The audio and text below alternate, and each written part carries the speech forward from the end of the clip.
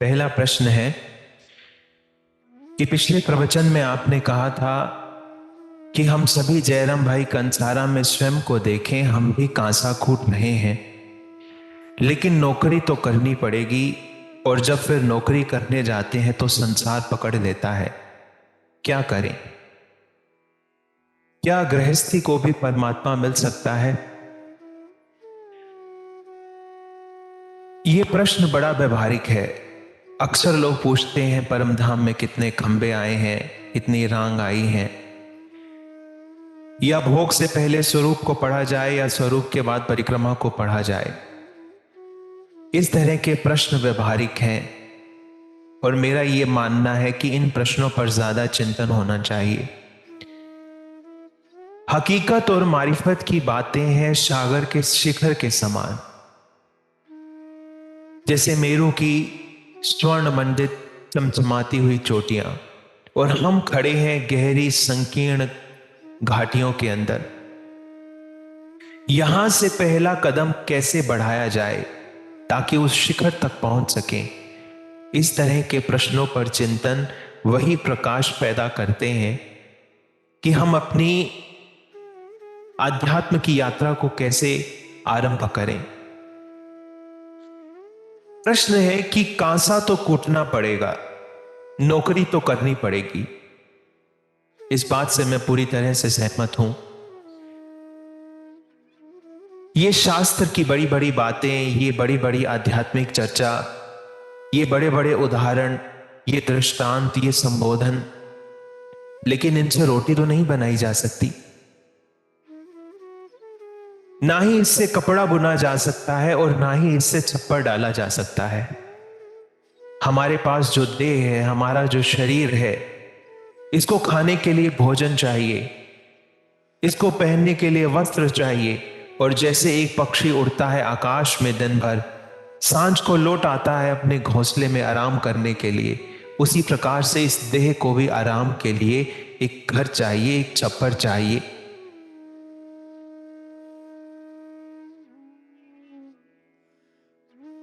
शास्त्र की इन बातों से, अध्यात्म की इन बातों से रोटी नहीं बनाई जा सकती, और ना ही इससे कपड़ा बुना जा सकता है, और ना ही इससे घर बनाया जा सकता है।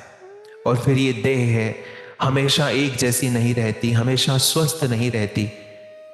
धीरे धीरे शरीर बीमार पड़ने लगता है, बीमारियां घेर लेती हैं, और एक दिन अस्पतालों के चक्कर, दवाइयों का ढेर, और इन सब बातों के लिए चाहिए धन, धन के लिए चाहिए नौकरी, नौकरी कोई व्यवसाय, कुछ भी। लेकिन जब धन कमाने जाते हैं संसार में, जब व्यवसाय करने जाते हैं, तो संसार पकड़ लेता है।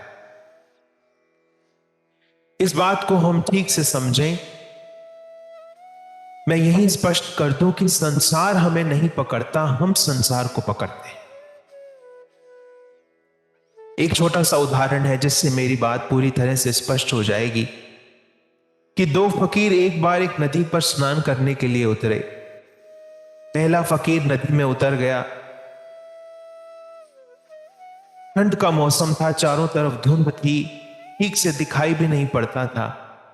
उस फकीर ने देखा कि जल में दूर से एक काला कंबल बहता आ रहा था। काला कंबल था, ऐसा प्रतीत होता था कि जैसे कोई रीछ पानी में तैरता हुआ आ रहा है। महात्मा को बहुत घबराहट हुई, और जैसे ही वो कंबल महात्मा के पास पहुंचा, महात्मा जी अपने हाथ पांव फड़फड़ाने लगे और आनंद आनंद में उस कंबल को पकड़ लिया। महात्मा को लगा कि जैसे रीछ ने मुझे पकड़ लिया है। अब वो महात्मा जोर जोर से चिल्ला रहे हैं कि मुझे रीछ ने पकड़ा, कोई मेरी मदद करो, कोई मुझे बचाओ। दूसरा महात्मा जो नदी से बाहर खड़ा है, वो पहले महात्मा से कहते हैं कि रीछ तो है ही नहीं, है तो केवल एक काला कंबल, और कंबल ने भी तुम्हें नहीं पकड़ा, तुमने कंबल को पकड़ा है। लेकिन जो डूब रहा है, जो पानी में है, जिसने कंबल को पकड़ा है, उसको ऐसा ही प्रतीत होता है कि जैसे एक रीछ है और रीछ ने मुझे पकड़ रखा है। उन्होंने महात्मा की एक न सुनी, हाथ पांव फड़फड़ाते रहे और उस कंबल को रीछ समझकर ऐसा समझकर कि इसने मुझे पकड़ रखा है, नदी में बह गए। जो मोहजल से बाहर खड़ा है, जो जल से बाहर है, वो जानता है, वो समझता है कि ये जो काला प्रतीत होता है ये रीछ भी नहीं, ये काला कंबल है और इसने पकड़ा ही नहीं, ये पकड़ ही नहीं सकता। जो जल में है, जो जल में तड़प रहा है, उसी ने ही पकड़ा है कंबल को, लेकिन जो जल के भीतर है उसे ये बात समझ में नहीं आती। उसी तरह से हमें प्रतीत होता है कि संसार ने हमें पकड़ा है, कंबल ने हमें पकड़ा है, लेकिन होता है इसका उल्टा, हम संसार को पकड़ते हैं। आपने देखा है कि पूस की रात हो, कड़ाके की ठंड पड़ रही हो, पाला पड़ रहा हो, जनवरी और फरवरी का महीना हो, कोई सुबह कहे 4 बजे उठने के लिए, कितना कठिन प्रतीत होता है। हम कहते हैं कि कंबल ने हमें पकड़ लिया, रजाई ने हमें पकड़ लिया, बिस्तर ने हमें पकड़ लिया, लेकिन क्या कभी रजाई हमें पकड़ती है? क्या कभी कंबल हमें पकड़ता है? क्या कभी बिस्तर हमें पकड़ता है? कंबल पकड़ ही नहीं सकता, रजाई पकड़ ही नहीं सकती। हम पकड़ते हैं रजाई को, हम पकड़ते हैं बिस्तर को, हम पकड़ते हैं कंबल को। कभी राह चलते, कभी आपकी किसी पत्थर से आपने ठोकर खाई हो, हमें लगता है कि पत्थर ने ठोकर मारी। पत्थर तो तटस्थ है, पत्थर तो कूटस्थ है। पत्थर कभी भी ये नहीं सोचता कि सामने से एक राहगीर आ रहा है, अब मैं जाऊं उसके रास्ते में बैठूं और जैसे ही उसका पांव पड़े ठीक उसके पांव पर लगूं और उसे ठोकर मिलेगी। पत्थर तो तटस्थ है, पत्थर कूटस्थ है, पत्थर को कोई लेना देना ही नहीं। लेकिन जब हम अपनी आंखें मूंद लेते हैं, जब हमारा ध्यान भटकता है, तब हमें चोट लगती है। तो उसी तरह से संसार हमें नहीं पकड़ता, हम संसार को पकड़ते हैं। धन हमें नहीं पकड़ता, हम धन को पकड़ लेते हैं। घर हमें नहीं पकड़ता, हम घर को पकड़ लेते हैं। सगे संबंधी हमें नहीं पकड़ते, हम सगे संबंधियों को पकड़ लेते हैं। हमें लगता है कि पैसे ने हमें पकड़ लिया, माया ने हमें पकड़ लिया। धन नहीं पकड़ सकता। और इस पकड़ का कारण क्या है? इस पकड़ का कारण है लगाव। जहां भी हमने मन का लगाव डाला, जिससे भी हमने प्रीति बांध ली, जिससे भी हमने अपने धागे जोड़ लिए, जहां हमारे मन का लगाव अटका, वहीं बंधन शुरू हो गया और हमें प्रतीत होता है कि जैसे उसने हमारे पांव में बेड़ियां डाल। धन हमें नहीं पकड़ता। मैं आपको एक छोटा सा उदाहरण दूं। अभी रशिया और यूक्रेन का युद्ध चल रहा है। जानते हैं इस युद्ध के अंदर 3 लाख करोड़ रुपए स्वाहा हो गए। 3 लाख करोड़ कितनी बड़ी धनराशि है। लेकिन इस बात को सुनकर के आपको क्या फर्क पड़ता है? हमें कुछ भी फर्क नहीं पड़ता। धन तो गया, क्योंकि वो हमारा नहीं था, हमारा उसके साथ लगाव नहीं है। हमारा यदि 100 रुपया भी खो जाए तो हमें चिंता होती है। क्यों? क्योंकि जहां लगाव है वहीं बंधन है, वहीं पांव में बेड़ियां पड़ जाती हैं। आपने कभी देखा है कि हम एक होटल में ठहरते हैं, बहुत सुंदर कमरा होगा, 5 स्टार होटल होगा, 7 स्टार होटल होगा, लेकिन सुबह 11 बजे हमारा चेकआउट होता है। हम चुप करके अपना सामान बांधते हैं और वहां से निकल जाते हैं। क्या हम बार बार मुड़ मुड़ करके उस घर को देखते हैं? क्या उस होटल के कमरे को देखते हैं? क्या वहां पर बैठ करके कोई रोना धोना मचाते हैं? नहीं। लेकिन यही अगर हमारे घर पर 11 बजे यम का दूत आ जाए और कहे कि बस अब हो गया इस संसार में जितना रहना था, बस इतने दिन की बुकिंग थी, आज ही 11 बजे इस घर से चेकआउट है, तो क्या इतनी ही तल्लीनता के साथ हम अपने घर को छोड़ पाएंगे? जैसे होटल में हम बांध लेते हैं पेटी, 5 मिनट के अंदर चलने को तैयार, मुड़ करके पीछे भी नहीं देखते। लेकिन जिस घर में आप इस समय बैठे हो, यदि इस घर में यम का दूत आकर के कहे कि करो अभी 11 बजे यहां से चेकआउट, क्या हो पाएगा? नहीं हो पाएगा। क्यों? क्योंकि उसके साथ हमने लगाव बांध लिया। और जहां लगाव बांधा वहीं बंधन बन गया, वहीं पांव में बेड़ियां पड़ गई। आप एक ट्रेन में यात्रा करते हो, हवाई जहाज में यात्रा करते हो, बस में यात्रा करते हो, कई लोग हमसे मिलते हैं, आपस में हमारा व्यवहार होता है, सबसे हमारी बातचीत होती है, लेकिन जैसे ही हमारा स्टेशन आता है, जैसे ही हमारा गंतव्य स्थान आता है, हम चुपचाप उतर जाते हैं। क्या हम उतरने से पहले अपने साथ चलने वाले यात्रियों से कुछ रोना धोना मचाते हैं? क्या हम कहते हैं किसी से कि अब आपके बगैर नहीं जी पाएंगे? नहीं, जैसे ही हमारा गंतव्य स्थान आता है हम तुरंत उतर जाते हैं। लेकिन जीवन की इस यात्रा में जो हमारे सगे संबंधी हैं, अगर हमें इस संसार से एक दिन छोड़ करके जाना पड़े तो क्या इसी भांति हम इस संसार से जा पाएंगे जैसे हम एक ट्रेन से उतरते हैं? बड़ा कष्ट होगा। क्यों? क्योंकि वहां लगाव नहीं और यहां लगाव है। जहां लगाव है, जहां मैं और मेरे की भावना है, वहीं बंधन पड़ जाता है। हम बांधते हैं अपने पांव में बेड़ियां इस मैं और मेरे से। जन्म से एक ही बात को बार बार दोहराया जाता है कि ये मेरा, ये मेरा, ये मेरा, मैं इसका। और धीरे धीरे धीरे धीरे बंधन इतने प्रगाढ़ हो जाते हैं कि एक दिन छूटना मुश्किल हो जाता। आपने देखा है एक मकड़ी को, एक मकड़ी जाला बुनती है, जाला कहीं बाहर से नहीं आता, उस जाले को मकड़ी खुद ही बुनती है। जाला मकड़ी के मुख से ही निकलता है, चारों तरफ मकड़ी अपना जाल फैलाती है, लेकिन एक दिन उसी जाल में फंस जाती है और अपने प्राण त्याग देती। उसी तरह से ये जो जाल हमने फैलाया है संसार के अंदर, ये भी हम खुद फैलाते हैं।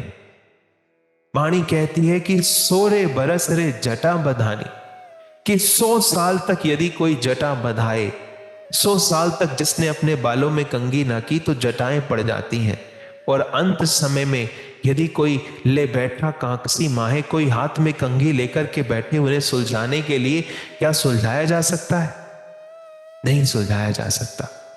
उसी प्रकार से हम खुद बांधते हैं संसार में बंधन, हम खुद बनाते हैं रिश्ते नाते, सबसे प्रीति जोड़ लेते हैं। हमें लगता है कि ये घर मेरा है, हमें लगता है कि ये संसार मेरा है, हमें लगता है कि ये रिश्ते नाते मेरे हैं, और दिन रात उसे दोहराते जाते हैं, दोहराते जाते हैं। धीरे धीरे बंधन पड़ने लगता है और एक दिन हम उस अपने ही बनाए हुए मकड़ जाल में फंस जाते हैं। हमें लगता है कि संसार ने हमें फंसा लिया। संसार हमें नहीं फंसाता, संसार तो तटस्थ है, संसार तो कूटस्थ है, हम फंसते हैं संसार के अंदर। आगे पूछा है कि क्या एक गृहस्थ व्यक्ति भी परमात्मा को पा सकता है? यहां जितने भी लोग बैठे हैं सभी गृहस्थ हैं। जब भी हम ये विचार करते हैं कि किसने परमात्मा को पाया है, हमारे सामने एक ऐसा प्रतिबिंब, हमारे सामने एक ऐसा दृश्य आता है कि जैसे कोई एक व्यक्ति जंगल में बैठा है, दिन रात साधनाएं कर रहा है, जिसने संसार को पूरी तरह से त्याग दिया, और ऐसा व्यक्ति ही परमात्मा को पाने का अधिकारी बन सकता है।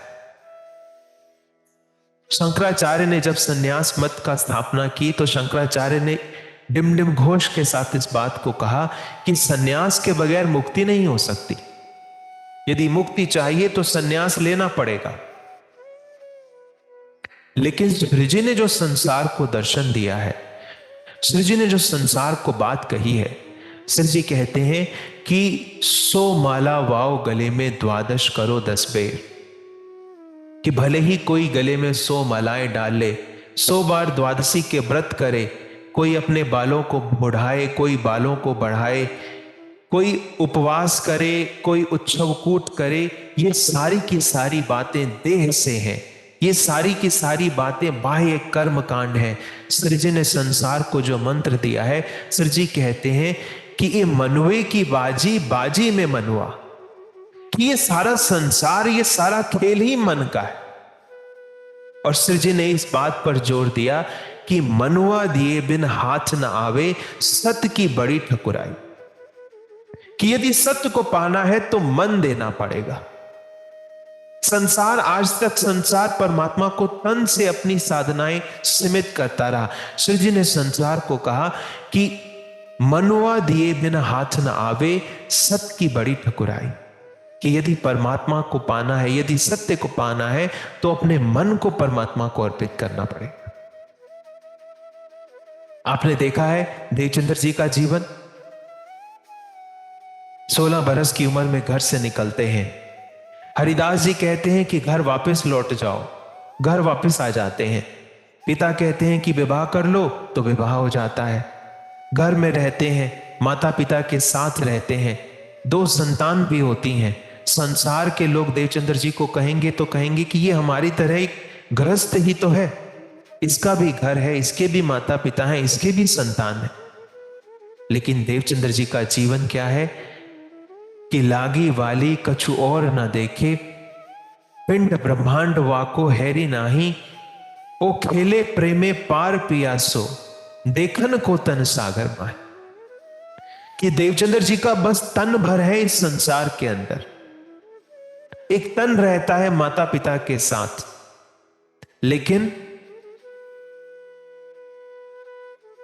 खेले प्रेमे पार पियासो, उनकी जो अंतरात्मा है वो दिन रात प्रियतम के साथ विहार करती है। लालता जी का उदाहरण मैं कई बार देता हूं। जहां पर आज गुम्बट जी है, कभी यहां पर एक छप्पर से बना हुआ स्थान था जहां पर श्री जी बैठते थे। वहीं कहीं आसपास एक छप्पर के नीचे लालदास जी भी बैठते थे। 5000 सुंदर साथ के हिसाब किताब, उनका लेखा जोखा सारे बही खाते लालदास जी के पास हैं।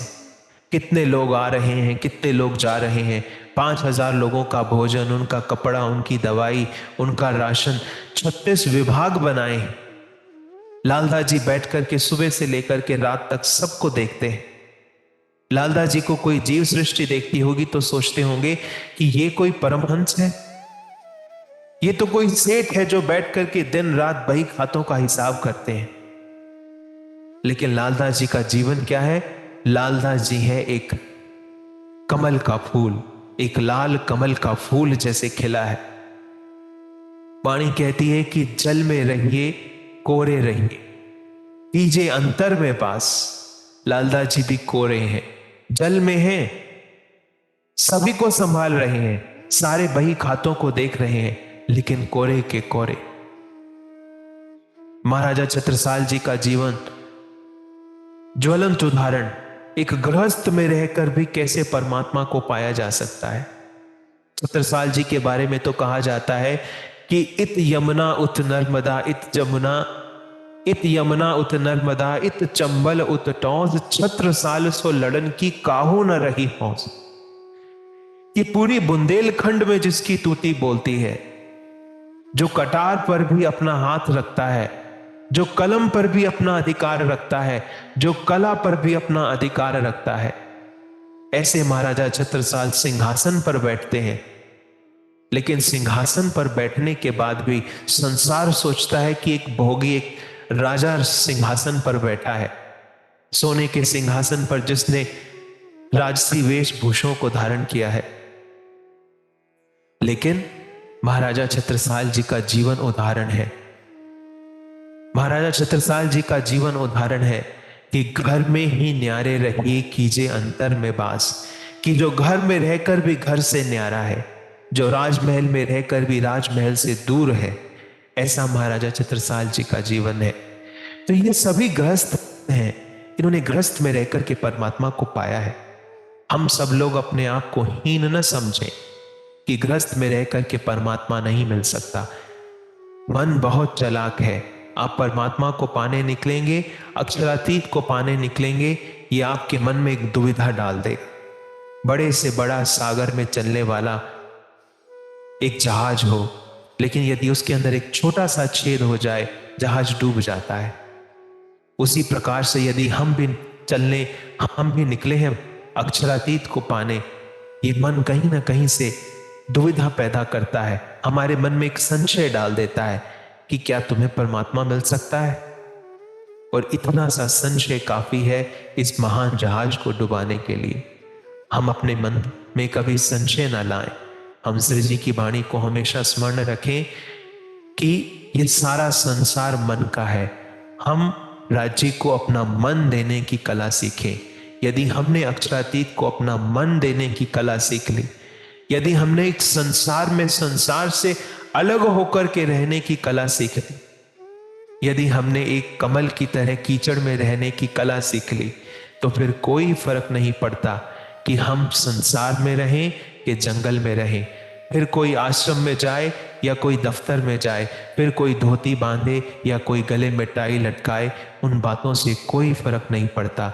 जिसने अपना मन देना परमात्मा को सीख लिया, वो घर में बैठे बैठे परमात्मा को पा लेता है। दूसरा प्रश्न है कि बीतक में एक प्रसंग आता है कि अब्बासी बंदर में भैरव ठक्कर को 3 दिन में परमात्मा के दर्शन हो गए। क्या ऐसा संभव है? और क्या आज भी हमारे साथ ऐसा हो सकता है? बीतक का प्रसंग है कि अब्बासी बंदर में श्री जी आते हैं, भैरव ठक्कर के साथ में उनका वार्तालाप होता है। भैरव ठक्कर को श्री जी कुछ दिन वाणी चर्चा सुनने के लिए कहते हैं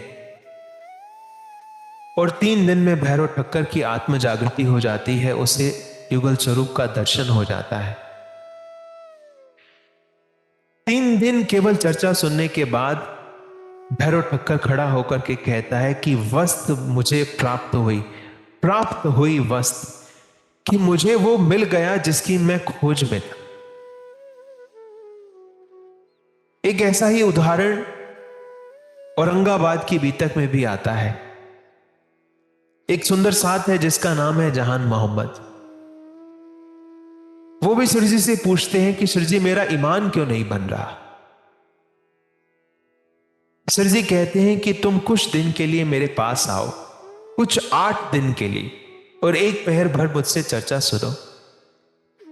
लेकिन 8 दिन भी छोड़िए कि तीसरे दिन ले आया जहान मोहम्मद ईमान। तीसरे दिन जो है जो मोहम्मद जहान मोहम्मद है, उसकी श्री जी पर अटूट आस्था हो जाती। ऐसा कभी कभी होता है, ऐसा सदैव नहीं होता। जिसने भी परमात्मा को पाया है बड़े यत्न से पाया है। कभी कभी संसार में ऐसा अवसर होता है, कोई कोई भाग्यशाली होता है भैरव ठक्कर जैसा, जिसके दरवाजे पर श्री जी दस्तक देते हैं और वो अपने साथ ऐसा महान सौभाग्य लेकर के पैदा हुआ है कि 3 दिन में जो है उसे साक्षात्कार हो जाता है। इतिहास में भी ऐसे अनेक उदाहरण हैं। कहते हैं कि रामकृष्ण परमहंस के पास जब विवेकानंद आए तो विवेकानंद ने पहला प्रश्न ही रामकृष्ण परमहंस से कहा था कि क्या मुझे आप सत्य की अनुभूति करा सकते हैं। रामकृष्ण परमहंस ने अपना एक हाथ विवेकानंद के माथे पर रखा और उसी एक क्षण में विवेकानंद को अनुभूति हो गई। बुद्ध के साथ भी एक ऐसी घटना है कि बुद्ध के पास एक व्यक्ति आकर के कहता है कि भंते, जो कहा नहीं जा सकता क्या आप उसके बारे में कुछ कह सकते हैं। यह प्रश्न बड़ा अटपटा था कि जो कहा नहीं जा सकता क्या उसके बारे में कुछ कह सकते हैं। कहते हैं कि वो व्यक्ति सामने बैठा रहा और बुद्ध थोड़ी देर के लिए मौन हो गए और थोड़ी देर में वो व्यक्ति आया था बड़ी चिंताओं के साथ। उसके चेहरे पर बड़ी उद्विग्नता थी, लेकिन थोड़ी ही देर में उसके चेहरे पर अपूर्व शांति आ गई, करुणा आ गई, उसको कुछ अनुभूति हुई और वो अपने घर पर लौट गया। ठीक ऐसा ही प्रसंग है अष्टावक्र और राजा जनक के बीच में। अष्टावक्र राजा जनक को कहते हैं कि एक घोड़े पर चढ़ने में जितना समय लगता है, मैं उतने समय में तुझे साक्षात्कार करा सकता। अष्टावक्र के 4 वाक्य और जनक चौंक गए। उन्हें पहली बार यह प्रतीति हुई कि मैं ये देह नहीं। वो हैरान हुए कि इतने दिनों तक मैंने ये जो संसार सजाया था, ये जो सपने सजाए थे, आपने एक क्षण भर में समाप्त कर दी। क्षण भर में मैं देखता हूं कि मैं तो ये देह ही नहीं हूं, देह से परे कुछ हूं। ऐसी ही घटना है ये औरंगाबाद का दृष्टांत और ये अब्बासी बंदर का प्रसंग। लेकिन हम इन प्रसंगों को सुनते हैं, हमारे मन में भी यही बात उठती है, हमारे मन में भी यही जिज्ञासा जागती है कि काश हमारे घर में भी कोई सृजी जैसा अलौकिक व्यक्तित्व आए, हमारे द्वार को खटखटाए और 3 ही दिन में हमें परमात्मा मिल जाए। हम इस संसार में हर चीज का शॉर्टकट चाहते हैं। हमें लगता है कि बिना मेहनत हमारे हाथ में सब कुछ आ जाए। सांसारिक भाषा में मैं कहूं तो हम हर चीज का जुगाड़ ढूंढते हैं। हमें हर चीज का एक शॉर्टकट चाहिए। संसार में कुछ भी हो, संसार का धन हो, संपत्ति हो, कोई भी काम हो, हमें लगता है कि किसी ना किसी एक छोटे रास्ते से काम हो जाए। हम सोचते हैं कि परमात्मा भी किसी शॉर्टकट से मिल जाए, कोई जुगाड़ लग जाए, कि कोई आ जाए सृजी जैसा हमारे घर पर, कोई आ जाए राम रतन महाराज जी जैसा हमारे घर पर, एक सिर पर हमारे हाथ रखे और एक पर्दे पर हमें पूरा परम धाम दिखा दे। लेकिन जानते हैं, यदि कोई ऐसा मिल भी गया, यदि किसी ने हमें अक्षरातीत को दिखा भी दिया, तो फिर उस परमात्मा की हमारे लिए 2 कौड़ी भर भी कीमत नहीं रहेगी। एक छोटा सा दृष्टांत है कि एक सज्जन अपने 2 मित्रों के साथ जा रहे थे रास्ते पर। बारिश का महीना था, गाड़ी चारों तरफ पानी था, कीचड़ भरा था। एक बैलगाड़ी आती है, कीचड़ उछलता है और उन सज्जन के जूतों पर पड़ता है। जूते गंदे हो जाते हैं। उन सज्जन ने पहली थी अपने गले में एक रेशमी दुशाला, जो बहुत महंगी प्रतीत होती थी, कोई खानदानी लिबास। उन्होंने झट से अपने गले से वो रेशमी दुशाला उतारी और अपने जूतों को साफ करने लगे। उनके साथ में उनके 2 मित्र थे। एक मित्र दूसरे से पूछता है कि ये फटे पुराने जूते, जिनकी कीमत 100-200 रुपए भी नहीं थी, और गले में इतनी महंगी दुशाला, ये मूर्ख व्यक्ति कैसा इनका व्यवहार है कि भला कोई फटे पुराने जूतों को इतनी महंगी शाल से कोई साफ करता है। उन्होंने बहुत सुंदर उत्तर दिया। उन्होंने उत्तर दिया कि ये जो जूते थे, ये इन्होंने अपनी कमाई से खरीदे थे, और ये जो इन्होंने महंगी दुशाला पहनी है, ये इन्हें अपने माता पिता से प्राप्त हुई थी। जो हम कमाते हैं अपने जीवन में, जिस पे परिश्रम करते हैं, हमें उसकी कीमत पता होती है। लेकिन जो हमें बाहर से मिल जाता है, हम उसकी कीमत को 2 कौड़ी भी नहीं समझते। आपने देखा है कि देवचंद्र जी जब चर्चा किया करते थे, कितने ही सुंदर साथ कांगजी भाई के घर में इकट्ठे होते। उन्होंने देवचंद्र जी के अंदर युगल स्वरूप को देखा। साक्षात श्री कृष्ण जी वहां पर आते थे। उन्हें भोग लगाया जाता था, खूब मिठाई बांटी जाती थी, खूब प्रसाद बांटा जाता था। अनेक चमत्कारी लीलाएं हुई, अनेक आड़ी की लीलाएं। बिना किसी परिश्रम के उन 313 सुंदर साथ के थाली में ब्रह्म रूपी भोजन परोस दिया गया। लेकिन उसका परिणाम क्या हुआ? वही जयराम भाई कंसारा जो अक्षरातीत को देखते हैं देवचंद्र जी के अंदर, लेकिन देवचंद्र जी के तन के ओझल हो जाने के बाद दीप मंदिर में जाकर के कांसा कूदने लगते हैं। यदि हमें भी इसी प्रकार किसी ने अक्षरातीत दिखा दिए, तो हमारे लिए अक्षरातीत की कीमत भी बस इतनी होगी कि हम एक दिन देख तो लेंगे, लेकिन अगले दिन फिर से लौट जाएंगे, फिर से उसी कांसे को कूटने लगेंगे। आज भी ब्रह्मवाणी हमें मिली, हमारा ब्रह्मवाणी के प्रति कितना सम्मान है। मैंने सुंदर साथ के घरों में देखा है कि मंदिरों में पड़ी हुई है ब्रह्मवाणी और उस पर धूल की परतें जम रही हैं। जब उसे लाया जाता है, आप उस रुमाल को झाड़ सकते हो, उससे धूल गिरेगी।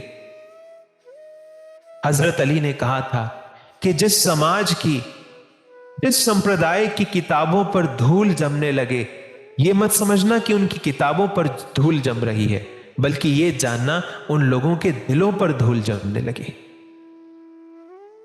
ब्रह्मवाणी की चर्चा होती है, कितने ही लोग हैं जो उसको सुनते हैं। बैठने वाले तो बहुत हैं, भीड़ तो बहुत मिलती है।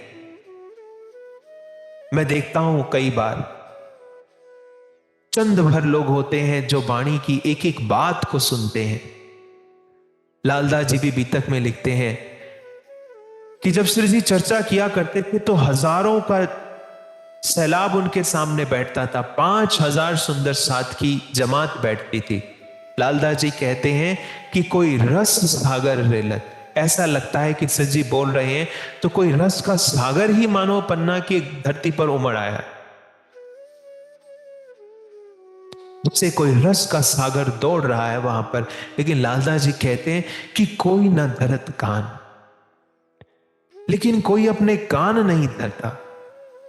सब व्यस्त हैं अपने अंदर, सब आजू बाजू झांक रहे हैं। कोई बाहर देख रहा है, कोई अपने मन के संस्कारों में खोया हुआ है। अक्सर ऐसा होता है, हजारों की भीड़ सुनती है, उसमें से 70-80% लोग आसपास देखते रहते हैं। कोई उबासी ले रहा है, कोई ऊंघ रहा है।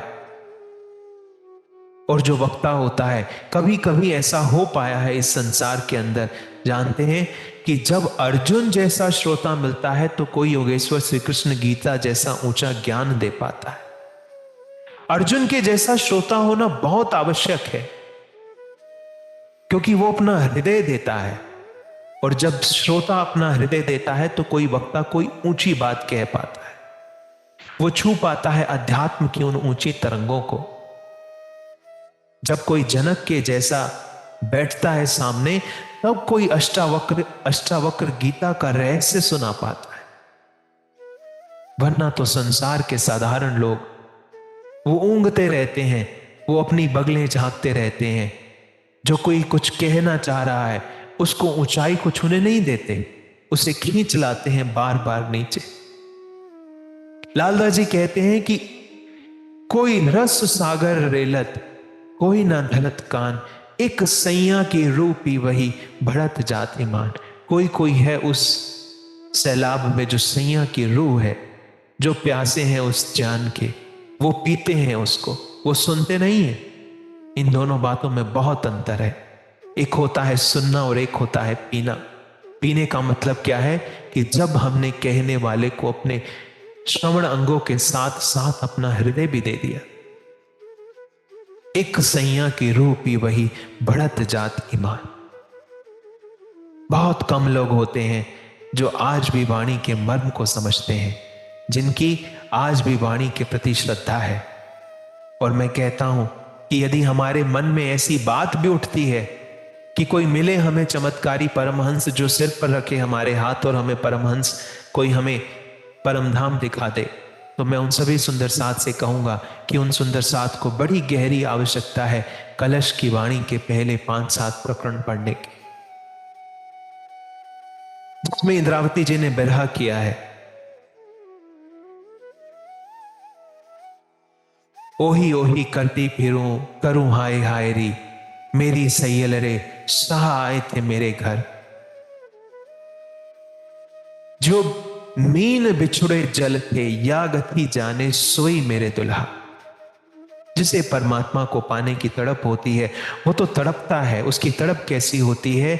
जो मीन बिछुड़े जल से, कि जिस प्रकार एक मछली जब जल से जुदा होती है, जो उसकी तड़प है, जिसके हृदय में पिपासा होती है, उसके भीतर ये तड़प पैदा होती है। वो फिर कोई जुगाड़ नहीं ढूंढता, उसके मन में ये बातें नहीं उठती कि कहीं से कोई परमहंस मिल जाए जो सिर पर हाथ रखे और परमधाम दिखाई। वो अपने भीतर एक समंदर पैदा करता है। सूफी फकीरों में एक बात कही जाती है कि हम परमात्मा को नहीं खोजते, परमात्मा हमें खोजता है। कीर्तन में भी एक चौपाई आती है, हके लिखिया कुरान में, पहले मेरा प्यार पीछे तुम दोस्ती करो। कि पहले मेरा प्यार अध्यात्म के जगत में संसार से उल्टा है। संसार के इस संसार में यदि प्यास लगे तो प्यासे को कुएं पर जाना पड़ता है, लेकिन अध्यात्म के इस जगत में जिसने अपने हृदय में प्यास पैदा की है, कुआं खुद आया है प्यासे के पास। आपने देखा है कि श्री जी हर द्वार पर जाते हैं, हर द्वार पर खटखटाते हैं। पूरी बीतक इन उदाहरणों से भरी पड़ी है कि कुआं गया है हर प्यासे के पास। तो हम ऐसे प्रश्न ना उठाएं कि हमारे घर में कोई आए जो एक चुटकी भर में हमें अक्षरातीत को दिखा दे। हम अपने भीतर प्यास को पैदा करें। यदि हृदय में प्यास होगी तो वो कुआं अपने आप हमारे पास खींचा चला आएगा। तो मैं समझता हूं कि इन दोनों प्रश्नों में, इन दोनों जिज्ञासाओं को मैंने अपने ज्ञान के अनुसार स्पष्ट करने का प्रयास किया। इन्हीं वचनों के साथ मैं अपनी वाणी को विराम दूंगा। आप सभी के हृदय में विराजमान अक्षरातीत पार ब्रह्म को मेरा प्रणाम।